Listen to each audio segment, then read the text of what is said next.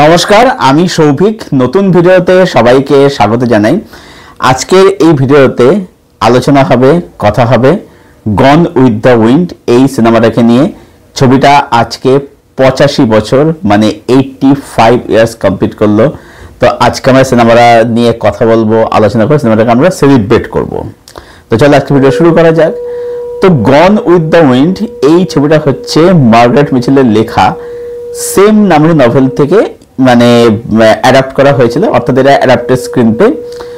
তো গন with the wind বলা হয়ে থাকে যে বিশ্ব সাহিত্য এবং বিশ্ব সিনেমার ইতিহাসে সব থেকে বা ওয়ান অফ দ্য মানে এফেক্টের প্রভাবশালী একটা গল্প। যারা ইংরেজি সাহিত্য যারা পড়াশোনা যারা করে বা করেছে তাদের সেখানে গণিত পড়ানো হয় আমি যতদূর জানি, এবং তার সাথে সাথে যারা ফিল্ম স্টাডিজ নিয়ে পড়াশোনা করে সেখানে গণিত দেখানো হয় আর কি। তো গন উইথ দ্য উইন্ড সিনেমা হিসেবে বলি বা নভেল হিসেবে বলি, একটা কিন্তু খুব প্রভাবশালী একটা গল্প। তো গন উইথ দ্য উইন্ড আমাদেরকে কি দেখাচ্ছে? গন উইথ দ্য উইন্ড হচ্ছে একটা হিস্টোরিক্যাল নভেল এবং সেই হিস্ট্রি ব্যাকড্রপের মধ্যে একটা coming of age love story, এটা আমাদের গন উইথ দ্য উইন্ড দেখাচ্ছে। তো এর যে প্রেক্ষাপট মানে যে সময়কাল সেটা হচ্ছে 1861 সাল। আমরা জানি যে 1861 থেকে 65 হয়েছিল হচ্ছে আমেরিকান সিভিল আমেরিকান গৃহযুদ্ধ। যে লয়ার ছিল অ্যাকচুয়ালি হচ্ছে স্লেভারি বা দাসত্ব প্রথার এগেনস্টে। এই ছবির যে বা এই গল্পের যে মানে যে কেন্দ্রবিন্দু যেখানে গল্পটা বেস করে সেটা হচ্ছে জর্জিয়া, দক্ষিণ আমেরিকাতে আর কি। এবং যারা এই আমেরিকান সিভিল ওয়ার যারা পড়েছে তারা জানে যে এতে নর্থ আমেরিকা জয় হয়েছিল, দাসত্বতা ভেঙে গেছিল, কিন্তু যেটা হচ্ছে যে দক্ষিণ আমেরিকার যে সমাজ ব্যবস্থা কোথাও ভেঙে গেছিল। তো সেই সময়কালকে দেখানো হচ্ছে এবং তারই ব্যাকড্রপে একটা কামিং অফ লাভ স্টোরি দেখানো হচ্ছে। এবারে এই ছবিটা ক্যানাডার গ্রেটেস্ট একটা সিনেমা, মানে সর্বকালের বিশ্ব সিনেমা ইতিহাসে কেন সর্বকালের একটা অন্যতম শ্রেষ্ঠ সিনেমা। তার কারণ এখানে অনেকগুলো রয়েছে। প্রথম হচ্ছে যে এই গল্পের যে প্রোটাগনিস্ট সে হচ্ছে একজন মেয়ে, যেটা প্রেক্ষিত ভিভিয়ান লে অভিনেত্রীর নাম, চরিত্রের নাম হচ্ছে স্কারলেট ওহারা, আইকনিক একটি চরিত্র। এবারে এই যে গন উইথ দ্য উইন্ড এই যে প্লট সেটা কিন্তু যখন নভেলটা লেখা ছিল মানে নভেলটা লেখা ছিল 1936 সালে, সিনেমাটা 1939 সালে। সেই সময় দেখতে গেলে মানে সেই সময় একটা মেয়েকে একজন মহিলাকে প্রোটাগনিস্ট করে একটা গল্প লেখা সিনেমা বানানো, এটা কিন্তু মানে তখনকার যে সোসাইটিতে তখন যে সমাজ ব্যবস্থা সেখানে কিন্তু অনেক বেশি চ্যালেঞ্জিং ছিল। এবার এখানে অনেকে বলবে যে এখানে রেড বাটলার তো একটা সেও তো প্রোটাগনিস্ট, শুধু স্কারলেট ওহারা কেন? হ্যাঁ, ডেফিনেটলি রেড বাটলার গল্পের একজন প্রোটাগনিস্ট, বাট গল্পটা কিন্তু শুরু হচ্ছে স্কারলেটকে দিয়ে। আমরা এখানে কিন্তু স্কারলেটের উপরে ফোকাসটা বেশি করে দেখি। রেড বাটলার ডেফিনেটলি সেও কিন্তু মানে এই ছবির বা এই গল্পের কিন্তু একজন মানে সে একজন প্রোটাগনিস্ট, কিন্তু ঠিক আছে, কিন্তু এই ছবির গল্পের যে কেন্দ্রবিন্দু মানে এই ছবিটা যে গল্প বা এই নভেলের যে গল্প সেটা কিন্তু অ্যাকচুয়ালি আবর্তিত হয় স্কারলেটকে কেন্দ্র করে। তো এটা হচ্ছে একটা দিক বললাম। প্রথম কথা, প্লট প্রচণ্ড প্রোগ্রেসিভ প্লট ছিল, ম্যাচার প্লট ছিল। দ্বিতীয় কথা হচ্ছে যে গল্পের মূল প্রোটাগনিস্ট হচ্ছে একটা মেয়ে, একজন মহিলা। 3 নম্বর হচ্ছে নেক্সট যদি আমি বলি কেন ছবিটা মানে একটা greatest cinema of all time, তার কারণ হচ্ছে যখনই আমরা গল্পের প্রোটাগনিস্টকে দেখছি, সেটা ছেলে মেয়ে যে কেউ হতে পারে, তা আমরা কি দেখতে পাই? আমরা দেখতে পাই যে কোথাও গিয়ে সেই চরিত্রটাকে অনেক বেশি হিরোইকভাবে দেখানো হয়, অনেক বেশি গ্লোরিফাই করে দেখানো হয়। মানে তার যে দোষ থাকে সেই দোষটাকে কোথাও গিয়ে যেন চেপে যাওয়া হয় বা সেটাকে চেপে যায় বা সেটাকে গ্লোরিফাই করে যে এইখানে এটা করছে। তো এখানে প্রোটাগনিস্ট নিজে কিন্তু গ্রে শেড ক্যারেক্টার, মানে গ্রে শেড ক্যারেক্টার বলতে আমি কিন্তু এখানে মানে ভিলেন অ্যান্টি হিরো কিছু বলছি না, সে গ্রে ক্যারেক্টার। অ্যাকচুয়ালি আমরা যারা রিয়েল লাইফে মানে বিলং করি, আমরা নিজেরাও কিন্তু সবাই কিন্তু গ্রে ক্যারেক্টার। আমাদের প্রত্যেকের মধ্যে যেমন ভালো দিক আছে তেমনি কিন্তু আমাদের মধ্যে খারাপ দিকটাও রয়েছে। তো সেটাই কিন্তু আমরা এখানে স্কারলেটের মধ্যে দেখতে পাই। এবং এই ক্যারেক্টারটা দেখলে মানে আমাদের না বিভিন্ন জীবনের প্রতিক্রিয়া হয়, মিক্সড রিয়াকশন হয়, ঠিক যেটা আমাদের রিয়েল লাইফে হয়ে থাকে। যে একটা মানুষ যখন ভালো কাজ করছে তাকে আমাদের ভালো লাগে, আবার যখন সেই মানুষটাকে যখন আমরা কোনো ভুল সিদ্ধান্ত নিয়ে দেখছি তার উপর আমাদের রাগ হয়। তো ঠিক সেই জিনিসটা এখানে কিন্তু আমরা স্কারলেটের ক্ষেত্রে দেখতে পাই। স্কারলেটের অ্যাকচুয়ালি জার্নিটা কি, যে একটা মেয়ে যে অ্যাডোলেসেন্ট থেকে যে অ্যাডাল্ট হয়ে উঠছে তার জার্নিটা দেখতে পাচ্ছি। গণউদ্দীন যেমন একটা plot heavy cinema, at the same time গণউদ্দীন কিন্তু এটা হচ্ছে একটা ক্যারেক্টার স্টাডি, ঠিক আছে। মানে একটা ক্যারেক্টার মানে কিভাবে লিখতে হয়, গণউদ্দীন তার মানে আদর্শ উদাহরণ। এই যে স্কারলেট ওহারের যে চরিত্রটা, এই ক্যারেক্টারটাকে মানে দেখে কখনো তাকে তার উপর স্নেহ হয়, কখন তাকে ভালোবাসতে ইচ্ছে করে, কখন তার প্রেমে পড়তে ইচ্ছে করে, কখন তার রাগ হয়, ঘৃণা হয়। মানে এখানে চরিত্রটা কিন্তু নানা রকমের শেডস আমরা দেখতে পাই। কিন্তু ব্যাপারটা হচ্ছে কি, কোথাও গিয়ে না এই যে ক্যারেক্টারগুলো যে খারাপ কিছু করছে বা ক্যারেক্টারগুলো মাঝে যে তাকে কখনো কখনো আমাদের এই যে স্বার্থপর বলে মনে হয়, যে নিজের স্বার্থে কিছুই ভাবে না, তার যে ভুল সিদ্ধান্ত, তার যে ভুল যে অ্যাক্টিভিটি, সেগুলো কোথাও গিয়ে কিন্তু পরিচালক যিনি ছিলেন ভিক্টর ফ্লেমিং, তিনি কিন্তু এটা কখনো কিন্তু গ্লোরিফাই কিন্তু করেননি, ঠিক আছে। অর্থাৎ একটা মানুষ যেরকম হয় স্কারলেট সেখানে দেখেছেন, অর্থাৎ প্রোটাগনিস্ট কিন্তু যে ভুল করতে পারে তার মধ্যেও যে খারাপ দিক থাকতে পারে সেটা কিন্তু পরিচালক দেখিয়েছেন আর কি। ছবিটা এখানে কিন্তু স্পেশাল হয়ে যায়, ঠিক আছে। এবং এই ছবির এবার যদি নেক্সট আমি যদি বলি, কারণটা যদি বলি, এই ছবির যে এন্ডিং সেটা একদিকে ট্র্যাজিক, অন্যদিকে ওপেন এন্ড।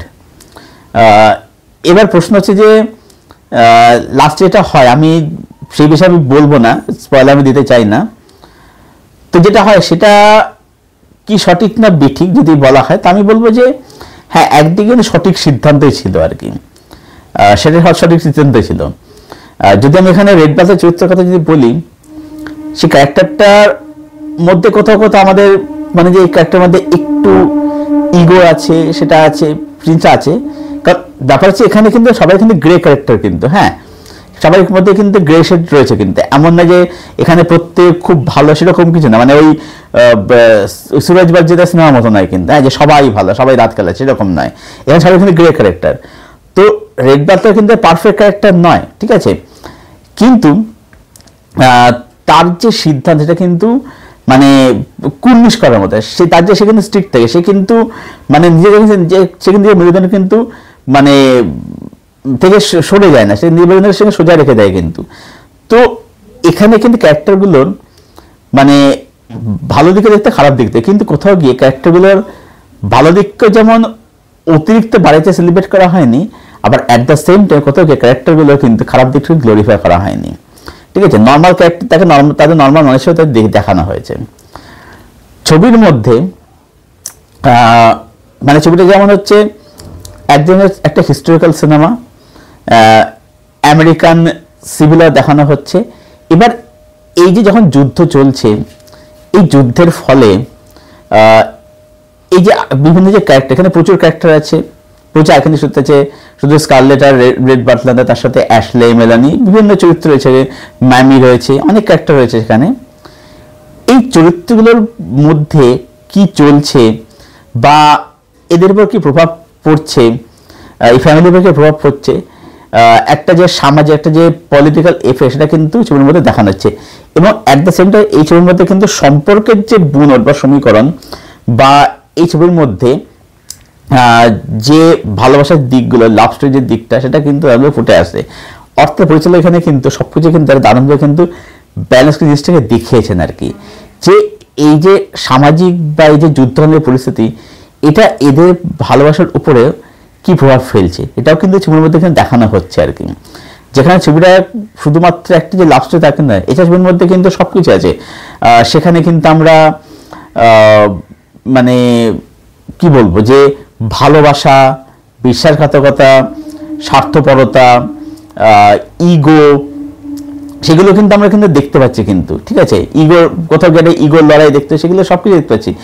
মানে এটা কিন্তু শুধু যে একটা লাভ স্টোরি থাকে না, এটা লাভ স্টোরি ঊর্ধ্বে কিন্তু আরো অনেক কিছু আর কি, আরো অনেক কিছু ছবির মধ্যে। যদি আমি টেকনিক্যাল দিক দিয়ে যদি আসি, তাহলে বলবো যে এই ছবির মধ্যে দেখবে কিছু আইকনিক স্ট্যাটিক শট রয়েছে। মানে এখানে কিন্তু ট্রলি শট ওইসব নাই, ট্রলি দিয়ে ঘুরে ঘুরে রেখেছে না, সেরকম কিছু নাই। এখানে সব কিছু একসঙ্গে বেশিরভাগ শট দেখবে সব কিন্তু স্ট্যাটিক শট। কখনো মানে গাছের পাতা নড়ছে, কখনো দেখবে পর্দাটা দুলছে, এবং তার সাথে লাইটিং এর কিছু কাজ। এবং এই যে একটা জায়গাতে একটা দৃশ্য থেকে দেখবে প্রিন্টারের ঠিক আগের দৃশ্যটা আসে, যে যখন হার্ট ব্রেক হচ্ছে তখন দেখবে সন্ধ্যা হয়ে গেছে, সূর্যটা ডুবছে, মানে প্রায় ডুববে ডুববে করছে, যেটাকে আমরা হচ্ছে মানে গোধূলি বলে যেটাকে আমরা আর কি। তো দেখবে একটা মরা গাছের ডাল থাকে আর কি। তো ওই যে মরা গাছটা আর কি, মৃত যে গাছটা, ওইটা হচ্ছে ওই ক্যারেক্টার স্যাডনেস থেকে গাছটাতে দাঁড়িয়ে থাকে, ক্যারেক্টারটা স্কারলেটের ক্যারেক্টার দাঁড়িয়ে থাকে যখন হার্ট ব্রেক হচ্ছে। তো ওইখানে দেখবে ওই গাছটা দেখবে কোনো পাতা থাকে না, ওই গাছটা হচ্ছে অ্যাকচুয়ালি যে সিগনিফিকেন্স ওর স্যাডনেসটাকে বোঝানোর জন্য। এবং লাস্টের শটটা কিন্তু প্রায় সেরকমই, কিন্তু লাস্টে দেখবে গাছে কিন্তু পাতা থাকে। অর্থাৎ মানে যেটা আমি বলে যে এন্ডিংটা হচ্ছে ট্র্যাজেডি কিন্তু ওপেনের মানে হচ্ছে কি, যে ওইখানে গাছের পাতা আছে। পাতার মানে কি, পাতার মানে হচ্ছে যে কোথাও গিয়ে একটা হালকা কিন্তু আশার আলো কিন্তু থেকে যাচ্ছে। তো এরকম বহু আইকনিক কিছু শট আছে, বহু কিছু এরকম অসাধারণ কিছু স্ট্যাটিক শট রয়েছে, স্ট্যাটিক ফ্রেম রয়েছে, যেগুলো মানে অসাধারণ লাগে। মানে সেই সময় দাঁড়িয়ে স্ট্যাটিক ফ্রেম মানে সত্যি ভাবাই যায় না, কিন্তু অসাধারণ আর কি। এবং এই সময় প্রত্যেকের পারফরমেন্স, এখানে ক্লার্ক গেবলের চরিত্র বলি, মানে এই অভিনেতা সত্যি বলতে যায় না কেন সেলিব্রেট করা হয় না। অ্যাকচুয়ালি ক্লার্ক গেবল ছিলেন কিন্তু আর্মির মেজর ছিলেন।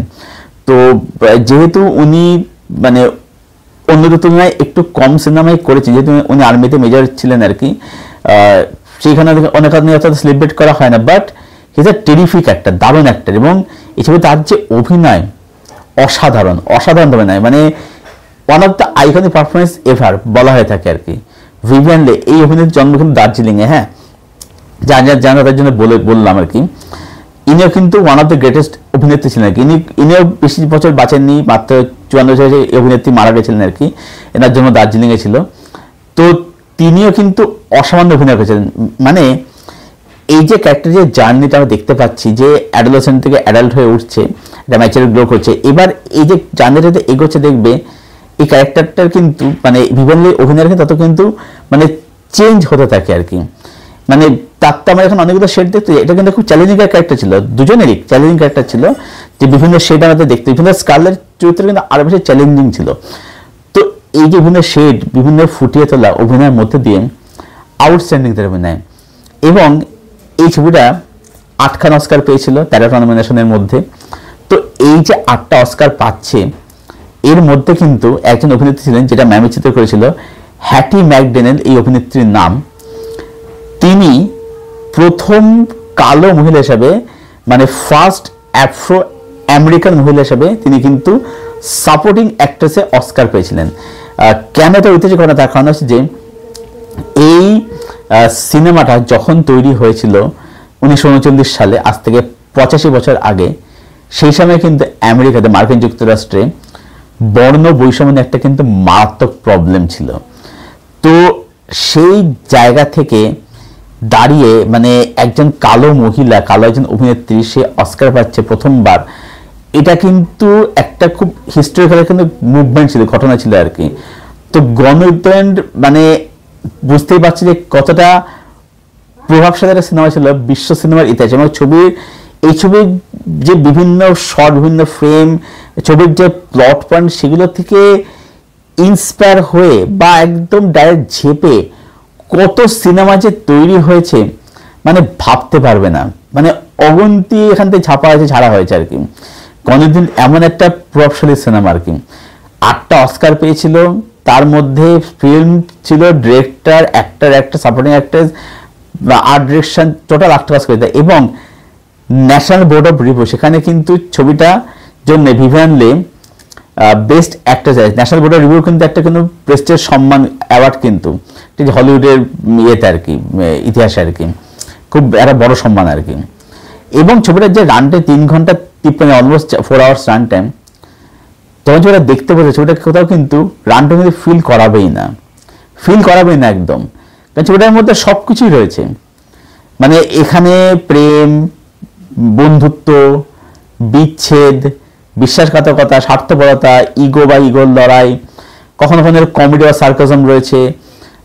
তারপরে হচ্ছে যুদ্ধকালীন যে পরিস্থিতি, সেখান থেকে একটা টেনশন যে হওয়া, ক্যারেক্টারগুলো আমি ফিল করছি, যখন আমাদের টেনশনটা তৈরি হচ্ছে, সেই টেনশন হওয়া, সব কিছুই রয়েছে এই ছবির মধ্যে আর কি। ইটস এ মানে কমপ্লিট প্যাকেজ, এটাই বলবো ছবিটার ক্ষেত্রে কি। এটা একটা timeless classic, not only love story, কিন্তু এটা ভালোবাসার ঊর্ধ্বে এটা আরও অনেক কিছু, এই ছবিটা। তো এই ছিল আমার ওপিনিয়ন গণিত সিনেমাটাকে নিয়ে। আচ্ছা, একটা কথা বলবো, সেটা হচ্ছে যে যারা এই ধরনের ক্লাসিক দেখেনি, যাদের দেখার এখন এক্সপেরিয়েন্স তৈরি হয়নি আর কি, আমি তাদের জন্য স্পেশালি বলবো যে এখন বর্তমানে হলিউডে যে ধরনের অভিনয় হয় বা যে ধরনের অভিনয় প্যাটার্ন আমরা দেখতে পাই, তখন অভিনয় প্যাটার্ন কিন্তু সম্পূর্ণ আলাদা ছিল। এই অভিনয় প্যাটার্নগুলো কিন্তু অনেক কিন্তু থিয়েটার কেন্দ্রিক। তো যাদের দেখার অভ্যাস এখনো হয়নি, তো আমি বলবো যে তাদের হয়তো একটু অসুবিধা হতে, একটু হতে পারে, কিন্তু আমি বলবো একবার দেখা শুরু করলে কিন্তু অভ্যাসটা কিন্তু মানে হয়ে যাবে আর কি। তখনকার অভিনয়ের প্যাটার্নগুলো একটু অন্য ধরনের ছিল আর কি, একটু থিয়েটার কেন্দ্রিক ছিল আর কি অভিনয় প্যাটার্নগুলো, এটাই বলা। তো এই ছিল আমার opinion gone with the wind এই সিনেমাটাকে নিয়ে, যেটা আমার মতে টাইমলেস ক্লাসিক, একটা evergreen cinema of all time, বিশ্বের একটা অন্যতম শ্রেষ্ঠ সিনেমাটাই বলা যায়।